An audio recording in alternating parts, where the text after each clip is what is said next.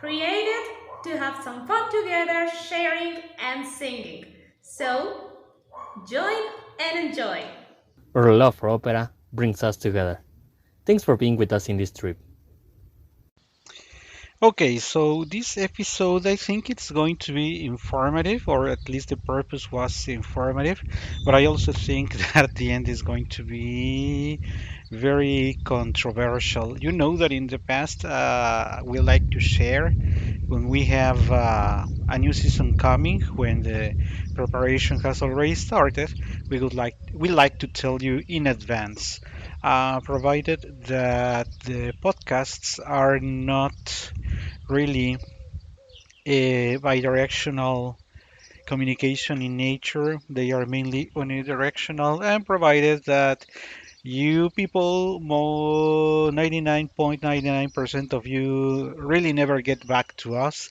And if you do, we are unaware of that because at least for the access, the permanent access that we have from Buzzsprout, the platform where that hosts the the series, and that in turn shares the content to all the other platforms, Apple Music, Amazon Music, Spotify, etc., etc., etc. We know they have their own websites, and that some of them, as iHeartRadio, lets you leave comments there, but we are unable to read them. So if you are leaving comments anywhere but in Buzzsprout, it's going to be close to impossible that we are ever aware of what you are sharing. Either way, I was sharing with you that I wanted to tell you in advance what the next season is starting preparation, and it's going to be. And I was telling you that probably this episode, instead of being informational, was going to be controversial because we are going to be addressing the Maria Callas Juilliard Masterclasses. If you heard the series, the number of episodes that we prepared in the past in the subject of the 100 years after, sorry, not 100, well, 100 years after the birth of Maria Callas. If you approach those episodes, then you know that we talked about the Juilliard, but it was only tangential comments. We never really approached that because back in the past I said that the master classes at Juilliard deserved a season itself. Back then we talked uh, about I think I should recap a little because we explained at the beginning of that season that the purpose of it was to address, to discuss, to share, to analyze, probably to share our own personal preferences on the artistry of Maria Callas, leaving out all the controversial gossiping and things that people really like to discuss, but that are really out of the scope of art. Everything that was out of the scope of the artistry of Maria Callas was left out. We didn't talk about her divorce. We didn't talk about the problems she had with different opera houses and who was supposed to be in love with her, and if she ever was loyal to her husband Meneghini, and all that stuff that are nothing but gossiping, the things that people like, but that really don't add anything to the understanding of the artistry of Maria Callas was left out. And so, with that in mind, I recall, or I should suggest that you go back to that season when I made the comment that in one hand we had the artistry of Maria, her as a performer, but for me, if not as important, at least very very important, it was to understand the materials that were recorded during her master classes at Juilliard.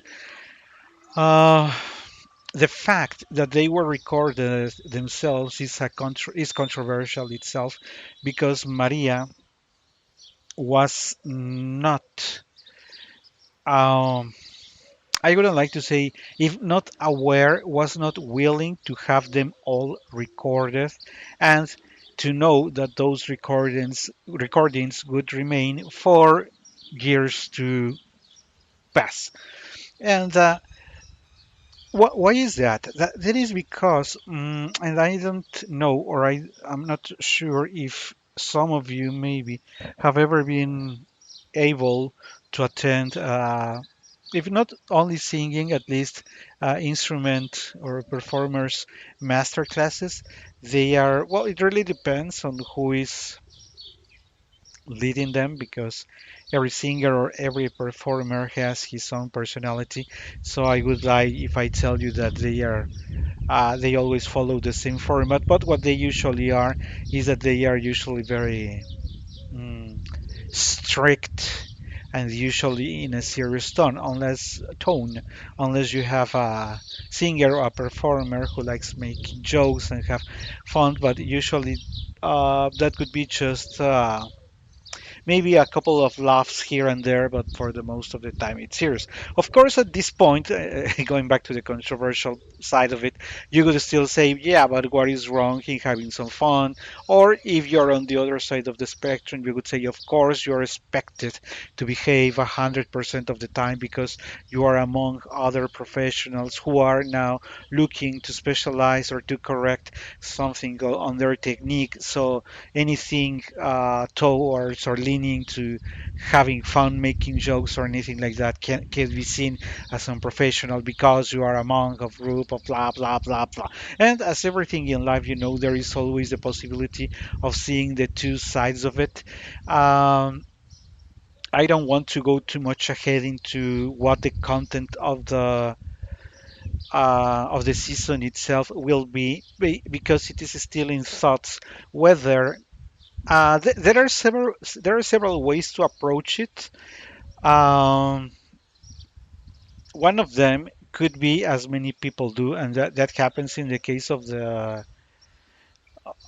theater play, where you can see the master class, would say recreation or free recreation of the master classes, where a number of students were selected for purposes of the author. But you have to keep in mind that he's not willing to recreate 100% of what actually happens at the master classes. He's willing to take parts of it to recreate and make a functional theater play. And that is very important because, of course, he omitted, changed, if not biased, a number of things in order to convey a message. So if you people want to see the masterclasses theater play as sort of a documentary on what actually happens, I need to tell you that you are completely wrong. If you want to know, if you really want to be aware, understand what really happened, what you have to do is to go and chase those recordings. Now, the business of the recordings is controversial again itself because these are, and that would lead us to discuss the many legal hmm, challenges that Maria had to face throughout her career. Of course, controversial again. You can go and say that it was mainly because Meneghini, her husband for a number of years, was a very tough businessman who wouldn't hesitate to launch a war against the major opera houses, or Maria herself, who had a character. Maria herself was such a character that she would, of course, engage in a number of battles, many of them sterile, many of them leading nowhere, but that she liked to do. And before you jump over me trying to cut my throat, I am making all those comments because I want to, in a way, set the background of what it could lead us to. Because also we know that the followers of Maria Callas are, hmm, have idealized so much the portrait of Maria that she is no longer an artist but something else. Uh, Even when her mistakes are clear to everybody, they refuse to see those mistakes there. Even if her technique was weak in a number of passages and characters, people refuse to see that. Even when it was a poor choice, a poor selection of the characters she was to perform and the match to her voice. Even then, the people who have idealized Maria still say that she is the best. She's basically the best in everything she sang, even if you witness the recordings and you can clearly see that she is not what people pretend her to be. So mm, with the bias that resides in the minds of many people who follow Maria, it's going to be a true challenge to go through the recordings, the actual recordings of the Juilliard masterclasses, and see, try to understand the human being at that point in time, the professor, the singing teacher, who is now, who is back then, Maria Callas. People still refuse to see that as any people who tries to educate other people, she could be committing some faults because as I would like to insist again, people who are insanely based toward Maria think that even her mistakes are positive remarks and are unable to tell simply she committed a mistake. She shouldn't have done that. Instead, people invest too much time in justifying why she did that, and she was right even when she was wrong.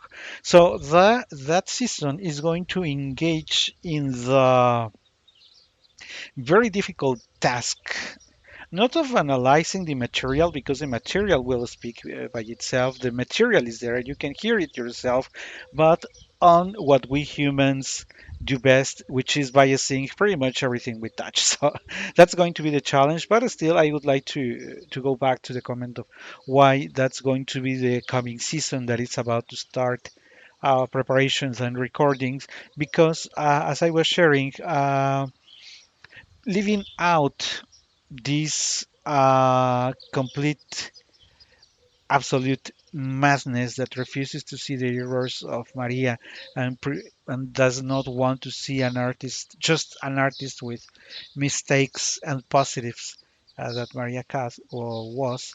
I still believe that the recordings give us a very clear idea of what her rationale was behind the understanding of a character, the understanding of how a given composer made music, the understanding of the psychological state of a given character.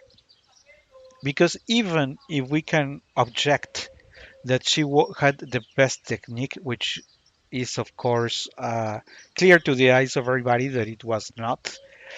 We have to admit that the artistry of Maria resides for a lot, sometimes more than in the uh, beauty of her voice, because we all have to admit also that Maria didn't have a beautiful voice. Her voice herself was not of the beautiful sound. We have explained many times that if you want a beautiful voice, you would need to look at other singers who had a naturally beautiful sound. That was not the case of Maria. Maria, on the other hand, resided on her interpretation skills to convey a message, to convey an emotion, her understanding of the language to know where to work on a given syllable, on a given consonant, how to carry a given vowel so that the message could be effective. And that's what makes the artistry of Maria Callas very, very relevant. And that she tries to convey Because in the process of learning, you need two parties, the party who is teaching and the party who is learning. And if the party who is learning is sometimes too comfortable on what they do, they usually refuse to change. And those testimonials in the recordings also are also a proof that not all students, singers themselves there, were willing to change anything, because still residing on the controversial side of it, you have to consider that why would anybody like to be part of Maria's masterclasses? And if you ask any singer, it's because of the prestige of Maria Callas. Probably not even half of them really liked Maria. Probably not even half of them admired her. But they knew that in order to build their own careers, they would use Maria's name to do it. And that's what a good number of those singing students did. They went for the easy way out. They went for uh, participating, having them recorded, and then trying to build on the prestige of Maria rather than in really understanding or willing to understand Maria's messages. Very few people have mentioned it, but if you know a singer, if you are close to people who are in the in this industry, because at the end it's an industry, then anybody could tell you, okay, why would I take a lesson with Gruberova? I could take a lesson with Gruberova not because I like her voice, but because everybody knows Gruberova, and if I present in my resume that I was a student to Gruberova, then things are going to work better for me. So basically, you are not really willing to learn anything from Gruberova. You are really willing to use Gruberova as a way to open your doors, and that's what many students did at Maria's masterclasses. To be sincere. Still on the controversial side, there are you can find, if you want to just Google it, you can find many comments on it that the teachers, the professors of the students themselves really get mad at Maria's comments on the performance of some of those singers, and probably we're going to address that in a more detailed way throughout the season. But what really made me laugh, not mad, but made me laugh is that again, the recordings, the testimonials are there. So also, if you want to attack a singer, in this case Maria Callas, at least make sure that you are at least, if not as famous as she was, at least a tenth of how famous she was. Because when the testimonials are there, when it is clear that you never taught your student how to understand the language, it is useless to prepare anything against her when everybody can hear that your student is unable to understand and to reproduce the language that he or she is singing in. Also, there are several emission problems clear to everybody because the testimonials are there. So, what is the sense of going after Maria when the recordings are there? You will see the details, but when she basically yells, which of course I think that was inadequate. Maria should have never yelled at any student, but when she liked to yell at this girl, the heavy soprano, to open your throat. She liked to say that, open your throat. It's clear to everybody, if you listen to the recording, that maybe Maria was out of place by yelling at the student or by yelling at the singer. But I also find that it is out of place that you pre-select, send a student who has a very notorious vocal problem to face someone like Maria. In Spanish, we would say la mandaron al matadero. So she was set for failure. Of course, we all know that people like heavy voices because people like to get impressed. But if you're sending, because a master class, and that's where Maria was right, the master classes were not for teaching technique. And she makes that call a couple of times. Guys, I'm not here to teach you technique. Technique and all the basic stuff you are going to learn from your teachers. You are here because you're interested in a given area of your voice or interpretation, and that's what we are going to be working on. But if you think that in this sometimes barely 7 to 20 minutes of a lesson, you are going to correct what you have been doing for years, it's completely out of your mind. So I know many people, and probably we're going to bring also some of those comments because criticism is everywhere. And it's, again, as I was saying, it's controversial. But I would like to invite you in preparation because probably, well, this episode is airing in April. So probably the first episode of that season would be, probably between July and October, because you know that right now we have season 8 with Katia, that it's going to be endless because we still have over 20 episodes to record, so probably 2 more years of that season 8. We have the season 10 for the music I would like to a desert islands. Already 14 episodes recorded and 6 have aired, and I haven't recorded all of them. So it's basically another year and a half, and probably that one that is going to be coming to a close in a relatively short amount of time is going to be the music was born with life. That is co-hosted with Rafa. Rafa has been struggling to make some time to be able to join the program and continue with the recordings, so that probably we are going to be recording 2 or 3 more episodes and then wrap up that season so that Rafa can make in the future some time and be back with us. So probably right after that season, season 9 is where we are going to start airing this one on the masterclasses of Juilliard. And I was making this very short intermediate comment because I was telling you that since I am sharing this all in advance, I would like to invite you that before we start airing those episodes to start considering all this stuff that I have been sharing. The classes themselves were not meant to be controversial, but you have to keep in mind who is at the stage.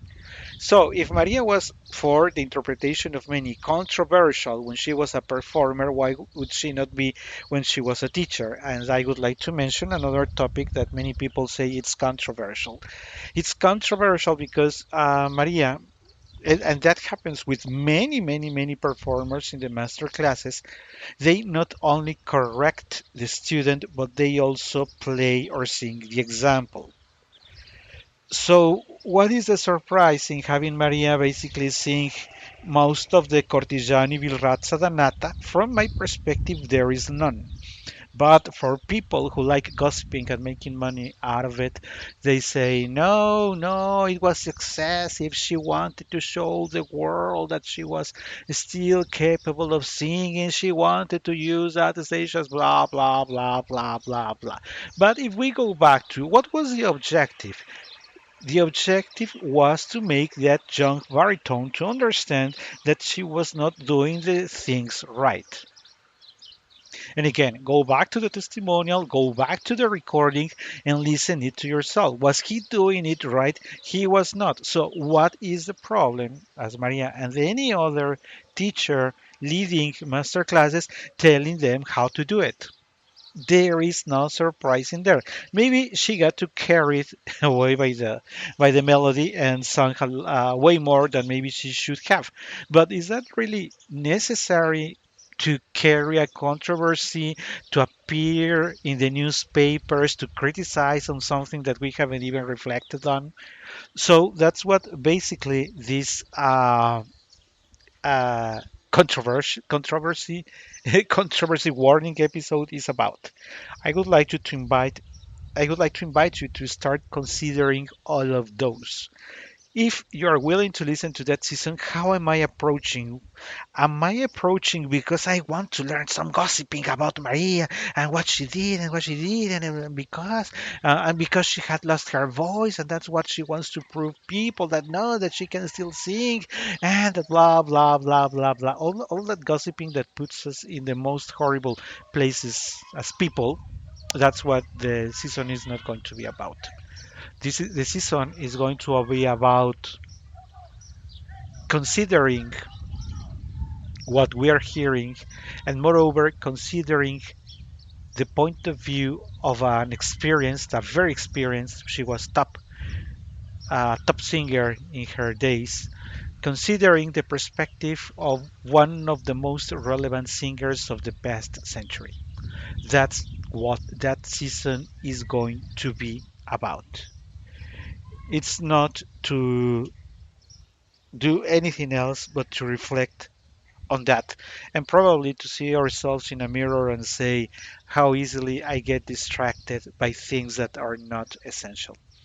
And before I close this first part of the episode, I would like to tell you, and if you're wondering where you can get them, of course, going back to the initial controversy, this was never meant to be copyrighted material.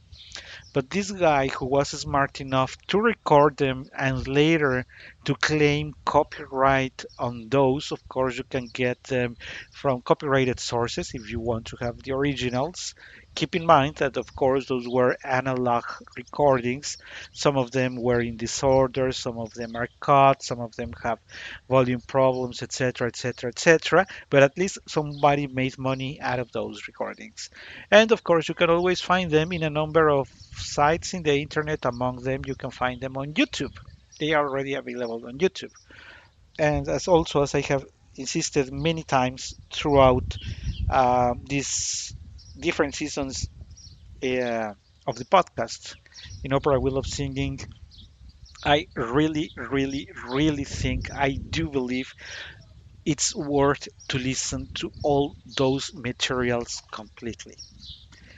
How she brings her thoughts on the singing of the young soprano for the Queen of the Night, the two arias of the Queen of the Night, and of course, again with the controversial and the willing to make gossiping of people that, yeah, but Maria was never the Queen of the Night. No, she could not have never sung it. Oh, she didn't have the right voice. Oh, she didn't have the top note. Oh, she was blah, blah, blah, blah, blah, blah. In which probably many of those comments are right. And that's what makes it very interesting that from my perspective, when we approach to that episode, that even though it was not her character, she has a very clear idea on what the sound of the Queen of the Night had to be, and also is able to convey a number of ideas to the interpreter on what she should be doing so that she doesn't fall in trouble. So when you are able to teach, and that's going to be the case also for the basses and for the for the mezzos, then you know that the material that you are listening to are really worth listening. So based on all that I have shared is why season 11 is going to be on the subject of Maria Callas and the Juilliard Masterclasses, and I insist the final format of it's not being decided. I don't think that um, in the particular order that they were recorded, the participations or appearances of the students is going to work because you jump from one composer, from one tessitura to the other.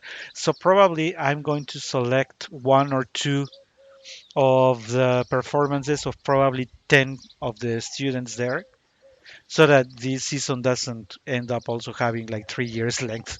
But choose uh, on my own choosing, based on my own taste. I'm going to select or pre-select 10 or 15 of those singers and take one or two of the lessons they had with Maria and build on that. Because if we still go back to the recording on the season of the anniversary of Maria Callas, I mentioned, or we mentioned in those programs, that one of the of the interesting things to notice is that, in fact, many singers actually really didn't learn anything. Or singers who started with doing a very lousy job in their area, their music, and end up doing something very, very remarkable when you are properly guided.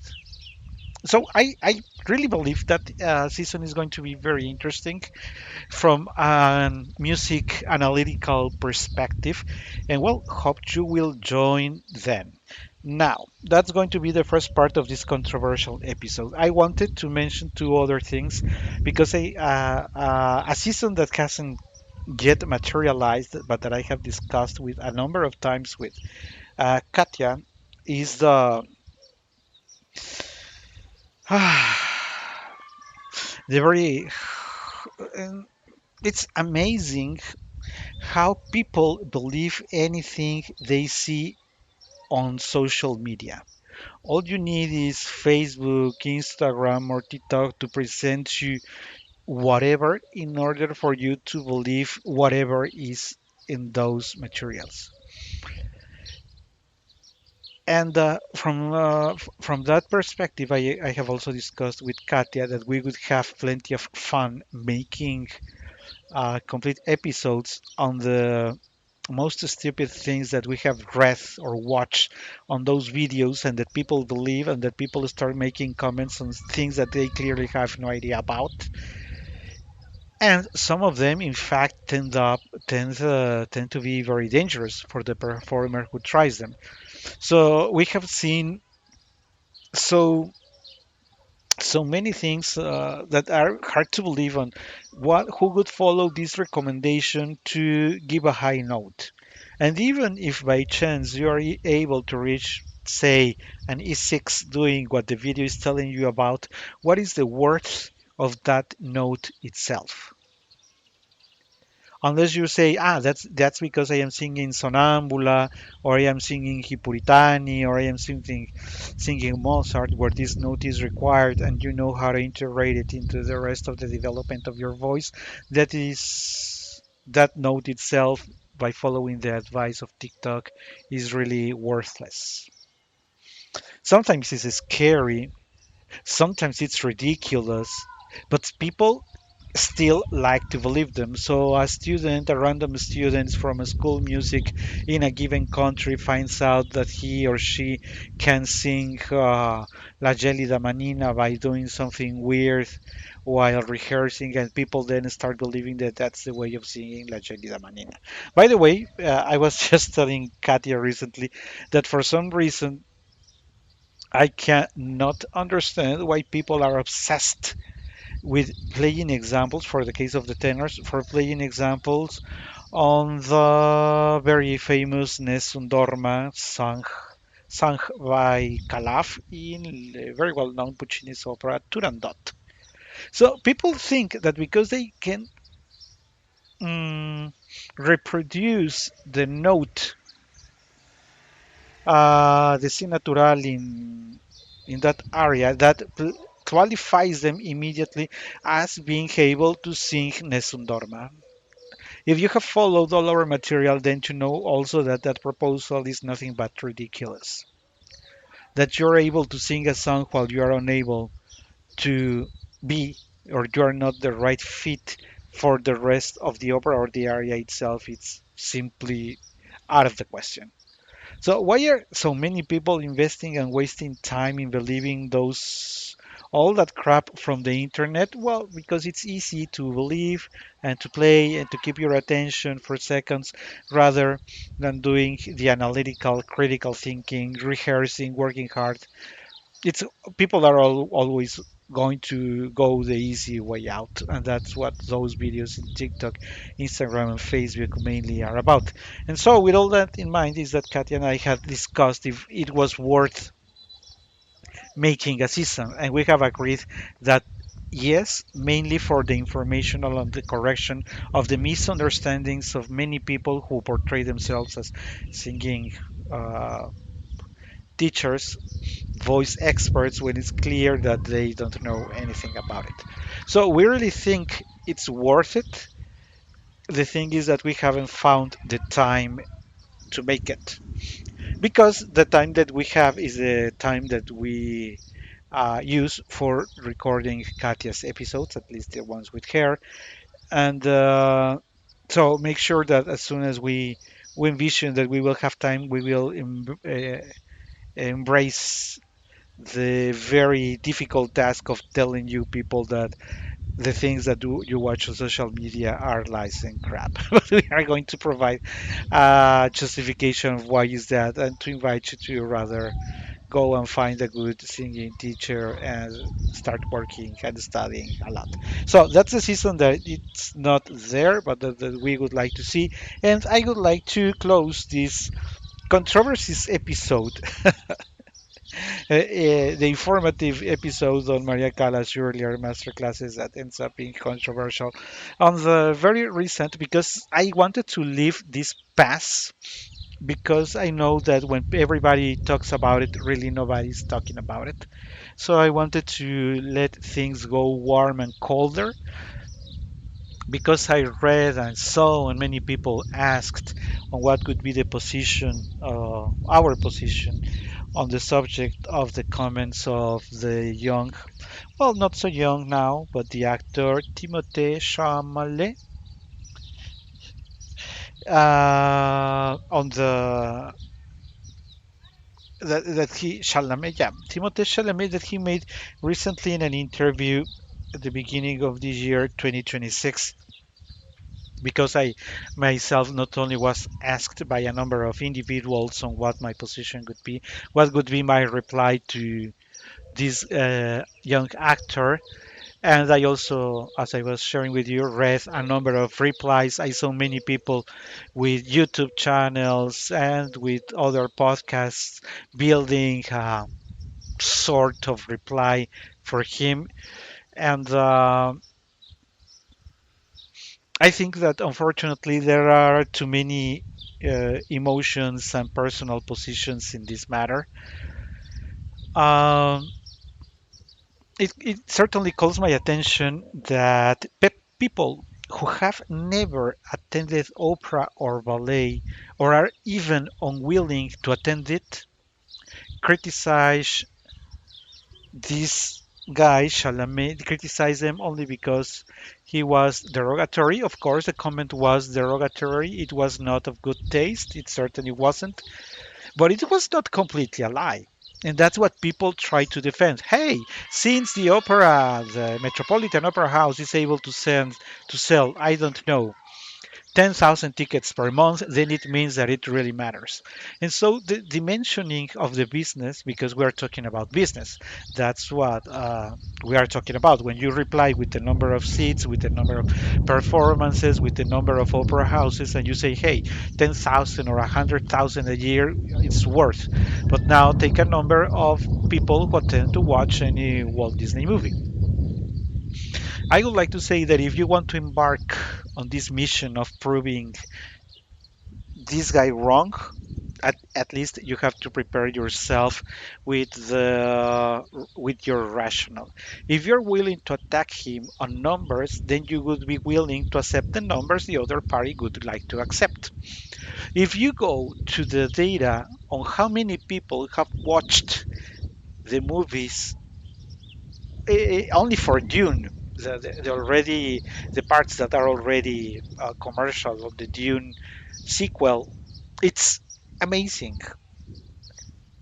The whole opera house, the Royal Opera House, the Australia Opera House, and no matter how many opera houses you put together, are not even a tenth of what just one of those movies made in money. And that is true. And what is wrong about it? There is nothing wrong about it because he's doing, at least that one as the Dune, he's doing that for the masses. He's doing it not for the public of the opera. We all know that the audience, people who follow opera, are much smaller in numbers. And if we would like to take our example ourselves, you know that a huge YouTube channel or a huge opera podcast has several thousands listeners and reproductions per month. If you go to the Super Bowl, talking about masses, we are talking of hundreds of millions. I mean, the comparison if number is huge. So what are you trying to prove when you say, but hey, but there are 50,000 tickets sold a year? Again, if you want to go by numbers, then you need to go and accept the numbers that the mass spectacles are going to present their option. And if you are willing to see that opera doesn't make even a 1% in size of business than other mass genders do, then we are willing to accept. If not that nobody cares about them anymore, it's that we are infinitely small compared to those.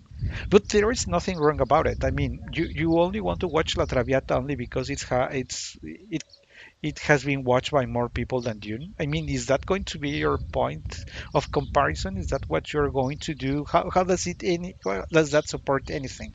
I have also seen that the comparison or have not the comparison, the challenging of his points of view have going to attack him personally, that nobody's going to remember him in a couple of years and blah blah blah blah, and that opera has prevailed for couple hundred of years, which is also true.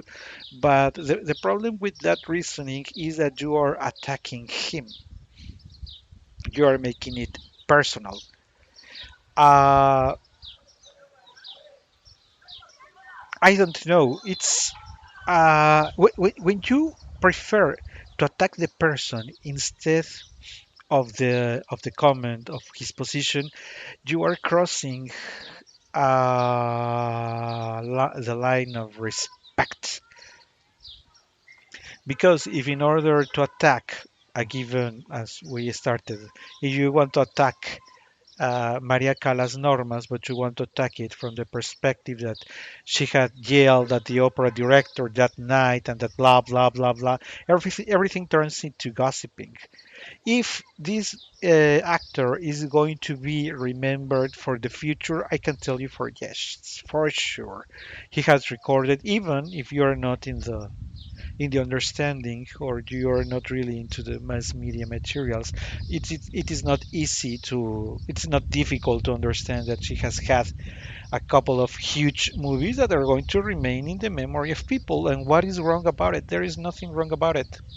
You may or may not like what he does, but he's doing it and he's successful in what he does. And maybe only because he attacks opera, what I like, then I am going to disqualify them. It's just childish. It's completely childish. And I have seen opera directors and many people in the world of music and ballet replying and saying, because you are a nobody who nobody will remember, while Tchaikovsky will remember forever. Yeah, Tchaikovsky will be remembered forever.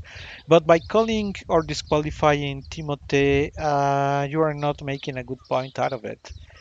The important here is whether he was or he was not right. In order to prove him wrong, you need go back to my first reasoning. You need to go back to what is the data that you're going to choose to prove him right or wrong. He's not the author of Dune. Indeed, he's just the main character. Is he going to prevail and for how long? I don't know. If you have a time machine and you want to travel into future and tell us if he 50 years he's going to be remembered, then that is okay. Probably in 10 or 15 years another actor comes up and does a better job in Dune, and maybe his plays now are going to be secondary. But what I would like to lead you to think is, let's say that he's a lousy actor and that nobody cares about him. Does it make Traviata, Trovatore, Butterfly any better or any worse? It doesn't. And if it doesn't, why are you engaged in such a childish discussion? You keep doing what you do and understand that now these are not for the masses. I am not saying, and I also saw the comment recently, and that proves again why people can be so. If you're trying to defend an idea, at least make sure that you use a good rationale behind it, and you cannot disprove a stupid message providing a stupid message yourself. Was just watching the response of a ballet, a ballerina, telling that people who perform in opera and ballet take lots of practicing, that it takes a lot to be there. And we know the comment is not about anybody is able to make it at the opera. The comment was not about anybody can be a ballet performer. That was not his comment. If that was not his comment, how is this girl trying to prove him wrong, addressing something he never mentioned? It's completely stupid. He didn't compare the level of preparation of a movie actor to a ballet performer. He didn't compare the training of a movie actor to an opera singer. That's not why he did it.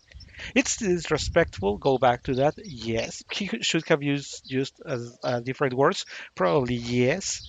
But whether he's right or he's wrong, you need to start thinking on something a little more elaborated if you want to prove him wrong and make sure that you are not attacking the person, but that you are attacking the idea, uh, the not so pleasant idea that he conveys.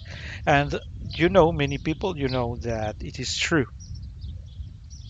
People are expecting the show at the Super Bowl, but nobody really cares who is performing next month at the Australia Opera House. It is true, and we don't want, and probably most of people who are waiting for the show at the Super Bowl, very likely they have never attended or they will never attend an opera. But do we need them there? Are we really the same market? Can we not just simply and maturely accept that we are two different markets and that one market is not going to replace the other? It's simple, right? Just accept that they are masses and that we are a different market, and then the discussion is over. And the discussion is over, and this episode on the controversial topics is over as well. You can follow our channel for the latest updates and more content. Oprah will love singing, in just one word. Link in the description of the episode.